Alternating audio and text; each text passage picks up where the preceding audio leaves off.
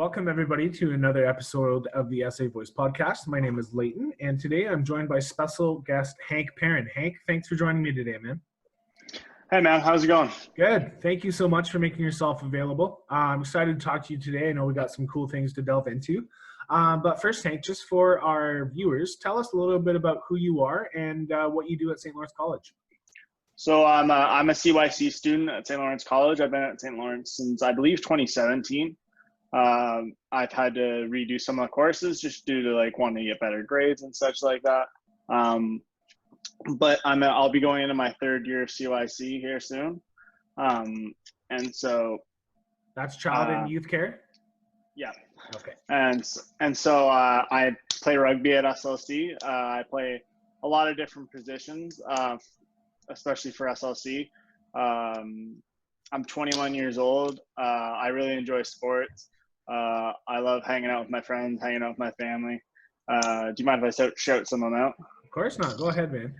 Some of my friends like Kirsten, Brianne, Maddie, Tanner, all of my work crew at DQ. And I love the athletics people too. They're all really chill. That's awesome. Sounds like a positive thing. Shout out to Katie, by the way. She was our basically like our athletic therapist, and she took a different opportunity in Guelph with her husband.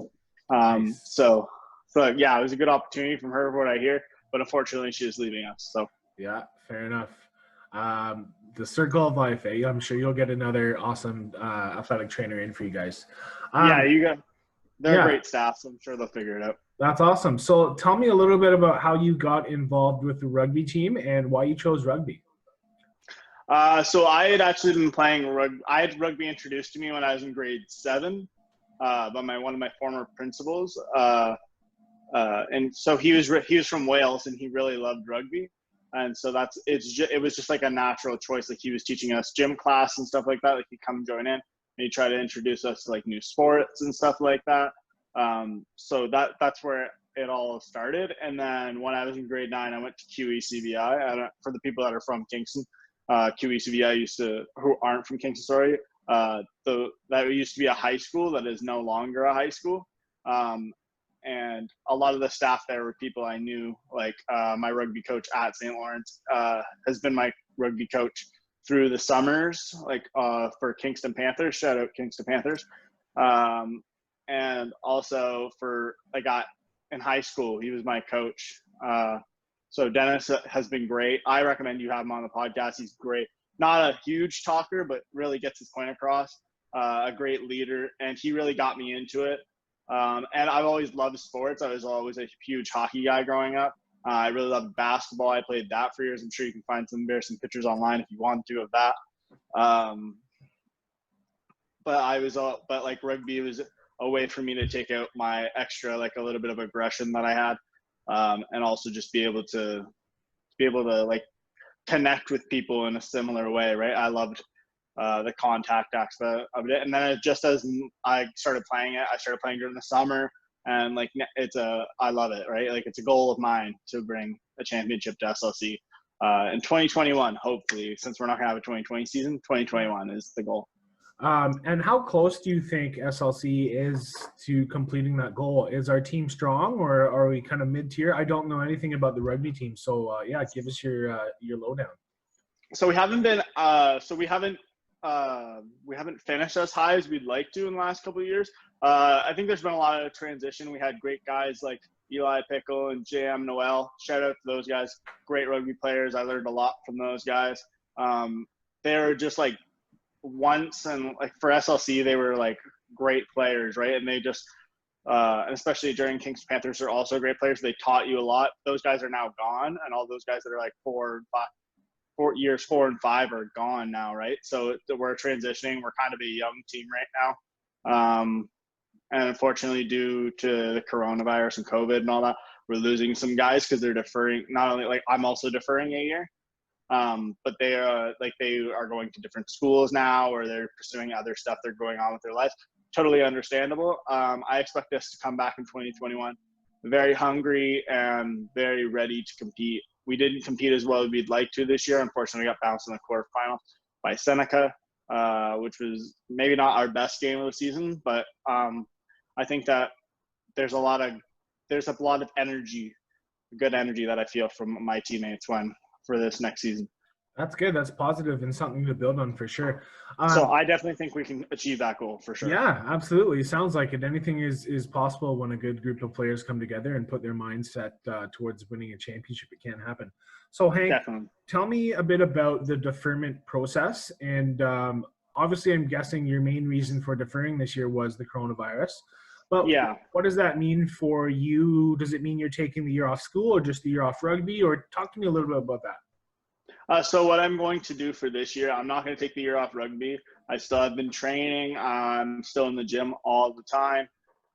But basically what's going to happen is that I'm going to defer this year. So what happened was I spoke to my program coordinator, Tammy Kerr, and shout out Tammy. She's an amazing person. Really helps a lot of CYC students, and I think it goes really unnoticed. But she's great, and she was like, I asked her for the schedule, like basically give me what you're being given, and I'll make my decision based on that, because I'm a very visual and hands-on learner. As you can see, I'm talking with my hands, right? Like I'm very hands-on, and that's one of the reasons I came to college, right? So online just didn't feel like the best time for me. It just didn't feel like the best opportunity for me to learn everything to the extent that I feel like I need to learn it. To be the CYC that I know I want to be, right? So that was the biggest thing for me. It was just like the online courses. And like, I don't know if I showed you my OUA or the OUA OCAA thing, but the Wig Standard interviewed me and asked what an effect they think it'll have on effect I think it'll have on students and stuff like that. And like I said, like I think rugby is a lifestyle, right? Like it's not just a sport for some of these guys, especially like guys like me, like and shout out Evanson Spence. I don't know if you know who that is, but he's a great rugby player, and he plays with me at SLC. Like for guys like me and him, right? Like this is a lifestyle. Like we play pretty much all year round, a couple months off, right? So it really, like, for a lot of the guys on the team, I know it's a way for them to get away, right? Like they have a lot of studies and stuff like that. And so they use sports to get away and like connect with their teammates, right? Like I'm sure if you ask like the rugby team here is really great. Like we are like a family. We're like a close knit family. Like I was talking to my friend the other day, and we were on the rugby team, and they were chatting about like just the like camaraderie that you have at training camp. It's just like, it's affectionate, right? Like it's amazing. Yeah, it's definitely hard to replicate that camaraderie, like you said, outside of the team. It makes it hard for guys to learn, right? Because you're taking the good with the bad sometimes. Because obviously, there's sometimes we all have classes that we didn't have to take and such, right? So it just makes it that little bit easier when you have like your teammates and such. Well, not only that, but you can hold each other accountable for school and practice and training and everything. So that's a huge part of it as well. Yeah, right. Like you can be like, hey man, I think you should like actually be going to class. Don't skip.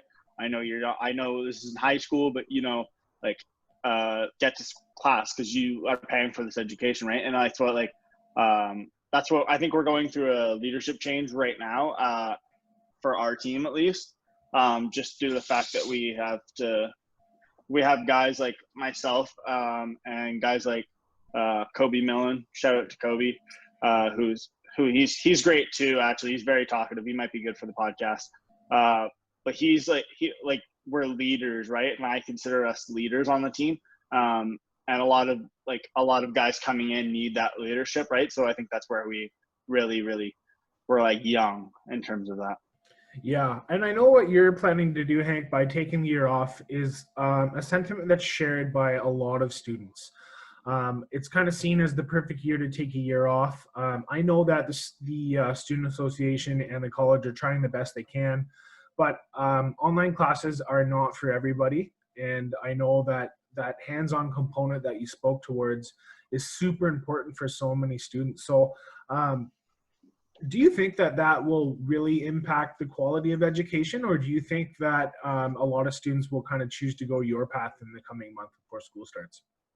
I've heard a lot of students say that they're okay with learning online. So I've kind of heard like a mix. I've heard I'm okay with learning online. And then I've heard a lot of, unfortunately, it's a lot of, I just kind of want to be done school. I don't want to wait another year kind of thing like that.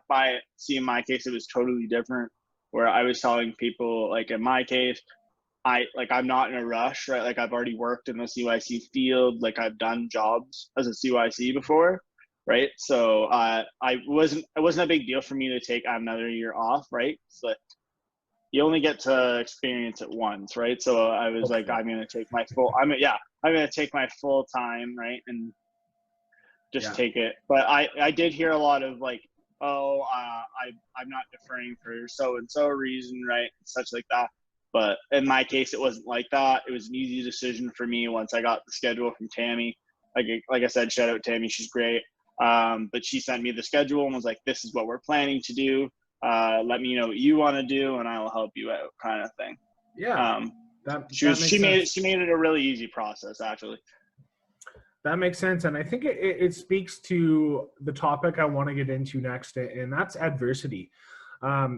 And a lot of students are going to be facing a lot of that in the next year, speaking towards adversity with the different learning environment, different teaching styles, all that kind of stuff. And I know from some articles you've shared with me that adversity is something that we all have had to overcome, but especially you. I was just wondering if you might be comfortable sharing just the highlights of some of your life journey with us so far and what adversity has meant to you. And talk to us about the biggest life goals that you've taken out of your journey. I think the biggest life goals I've taken is be the person you needed when you were younger is probably one that's huge for me. I think, so basically to recap how, if you haven't read the article, it's in the Wake Standard. If you check out my Facebook, Hank Perrin. If you check out 93.5 Country, I did an interview with them. For anybody that's watching, obviously, I'll explain more. But those are some broad strokes. But essentially, what happened was I had a really rough upbringing, which is similar to a lot of the people from where I grew up. And thankfully I was given the opportunity to make good choices. And I decided to make those good choices, and I decided to better myself and decided I wanted to go to high school, and I wanted to go to college. And I had people like Kirsty Sultanen and Dennis Hasseltine, who is the rugby coach at St. Lawrence, right? Who were they were like mentors, leaders for me, right? Like people from the Boys and Girls Club, people from Pathways, like they were just amazing. So I had a really rough upbringing, and after a lot of adversity that I had to deal with, they really pushed me to become the person that I expressed wanting to be, which was a successful CYC that wanted to help people, wanted to be who I needed when I was younger. And really just kind of be I wanted to be a good person overall, because I feel like sometimes we lack empathy and sympathy in a big way, unfortunately, in today's society. I think we just kind of skim over it. There's too many jokes about men's mental health, which I was actually talking to one of my coworkers about yesterday, because I was reading this article and it was talking about how men's mental health has kind of turned into this joke, how men can't be certain things. And it was an interesting article. But to get back on point, so I did some you'll notice that I'm a talker, by the way. That's okay. That's why we have you on here, man. I love to talk. So when I heard the opportunity was, Adam actually kind of expressed to me hey, you like to talk, and I was like, yeah. And so essentially we did, the Wake Standard asked me if I would do Wake Standard, Pathways, and Boys and Girls Club. I've worked at Pathways to Education and I've worked at Boys and Girls Club, both locations, which are both excellent, great places. Same with Pathways, amazing place. And they essentially, what happened is they asked me to do this article, and they were like, you like to talk, you're very open about your story, which I really am. I'm super open about it, right? Because I think if I'm telling my story, hopefully it inspires more kids, either from my area or from in Kingston or over the world, honestly. Just makes them want to tell their story and makes them want to do that little bit kind of like better if that's what they want to do, right? Realize that there is opportunities, and like that there is people that want to help you, and it's just using that help and taking advantage of that help to help you become who you want to be, right? So Yeah, I love that. So kudos to you for sharing your story and for being open about it. And like you said, you're not doing it for attention. You're doing it so that other no. people in your position can realize that it's okay to get help and you can make Well, not choices. only that, I think there was also there was a lot of kids in my area who, like not just my area, in the world, honestly, who like are in a position and they're taught to be tough and not talk about what their past was and stuff like that. And that's completely not the way I feel. I feel that if you have a story and somebody will want to listen, and it's important for you to tell, right? Because you don't realize how much your story will impact other people. Like I was getting lots of messages from people saying like, it's amazing. Congratulations. I just read this about you. People that I knew for years that were like, I didn't know any of this about you. It's just it's not something like, unless I'm asked about it, I don't really talk about it that much, just because, like I said, I'm not looking for attention, right? I'm not looking for the clout, if we will. Like, I'm just here to try to be who I needed when I was younger, and try to make the world a better place every day. Yeah, absolutely. And just from what I can tell from meeting you in the last half hour, it sounds like the CYC program that you've chosen is a great career path. I think you'll be I love excellent it. at role model. Yeah. It's an amazing program. I got to connect with some kids in my placement this year at Molly Brandt that were really great. It's in my like original neck of the woods, if you will. So it was an easy choice for me to pick CYC. There's a few schools that I thought about, but St. Lawrence was the best place for me. It was close to home, close to my family. I'd always dreamed about kind of going to SLC or like going to Queens, and I'd always dreamed about dreamed about winning a championship for SLC. So one of those goals is still needed to be done. Nice. Well, hopefully that can come to fruition. I know we'll all be cheering you on, Hank. It sounds like you're an inspiration, not just for people your age, but younger kids as well. So kudos to you, man. I think you got some exciting things on the horizon, and keep on Thanks, building man. that momentum for you. Yeah. Thanks, man. I appreciate that. No problem. So how did your last couple months as a student go at SLC, and how do you think this school year will go? Do you think it will be okay, or do you think it might be a bit of a barnyard? I think it's going to be definitely a scramble, right? Because our information is changing every day. Like 3 times a day, our information is changing, right? And what information is right, what information is wrong, right? So I'm very open-minded. So like I'm willing to hear both sides of like every argument. Yeah. So from just getting a lot of that information, I learned that like it's going to be a little bit of a scramble, right? Like they're kind of doing it on the fly. And like we're all like, the crazy thing is that people don't have like I said, sympathy or the empathy to understand that we're all still learning. Like this is new to everybody, Yes. right? Like so, my last few months as a student were pretty good, aside for the fact that I had like the CYC program made it much easier for at least for me. Like I got to sit at home and do some I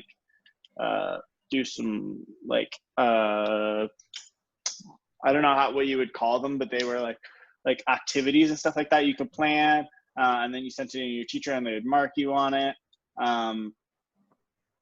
And they also were really great with they were asking if you needed help, and we would have like a weekly seminar meeting, kind of like we're doing right now, Yeah. where like we would assess like what happened this week, or like talking about coronavirus and stuff like that.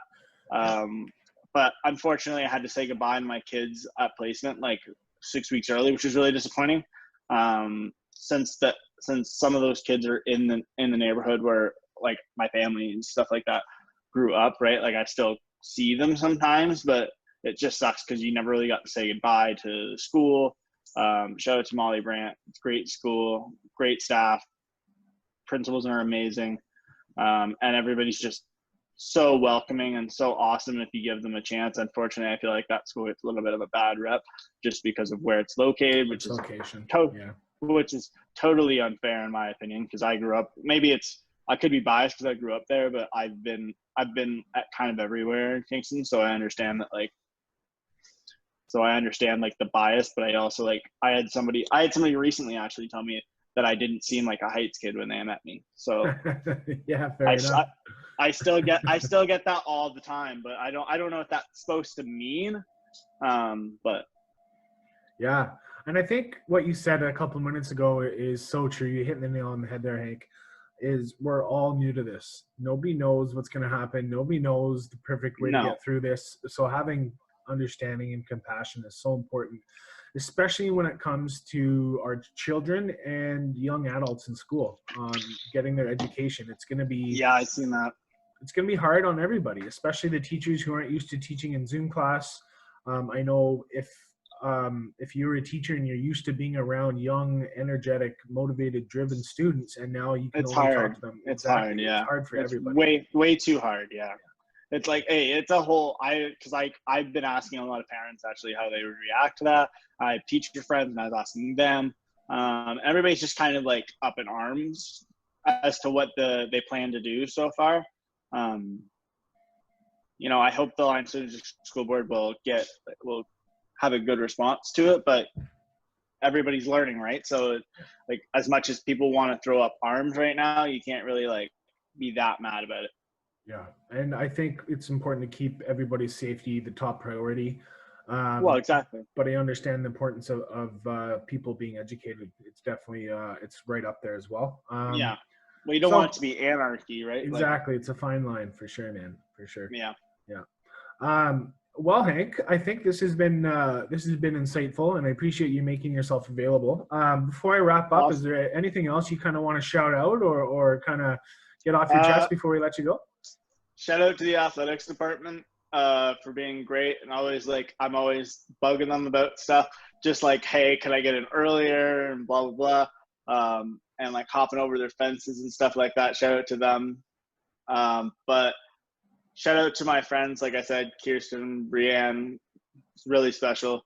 Shout out to my best friend Darcy for finding out his first child as a girl. Nice, which is really exciting. Congrats to him.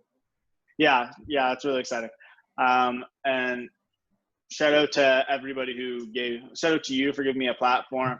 Thanks, and just shout out to anybody who really listens and wants to hear. I'd love to come on again. Yeah. Maybe hopefully we can actually talk in person and get to know each other a little bit. Maybe it'll be easier to be on the podcast. You know what I mean? There'll be a little bit more to talk about. Yeah. Because we don't know each other as of right now, right? This is all new code. Yeah, world we, stuff, we met each other. We met each other about a half hour ago. So this is great for sure. Yeah, and then like I said, very open minded, and I'm very willing to talk about anything.